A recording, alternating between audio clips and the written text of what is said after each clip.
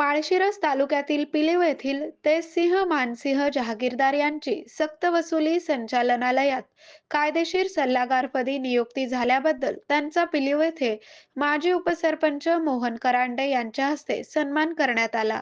यावेळी मानसिंह जहागीरदार, श्रीराम पतसंस्थेचे माजी चेअरमन तथा वीरशैव लिंगायत समाजाचे अध्यक्ष अविनाश जेऊरकर, सूरज करांडे, शमशेरसिंग राजपूत, तानाजी लोखंडे, वैभव करांडे, धीरज जामदार आदी उपस्थित होते। तेजसिंह जहागीरदार यांच्या या निवडीबद्दल पिलीव परिसरातील विविध क्षेत्रातील मान्यवरांकडून त्यांचे अभिनंदन व कौतुक होत आहे।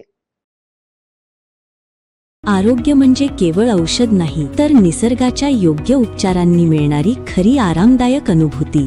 सोलापूरमध्ये निसर्गोपचाराचं विश्वासाचं नाव लिमये निसर्गोपचार केंद्र।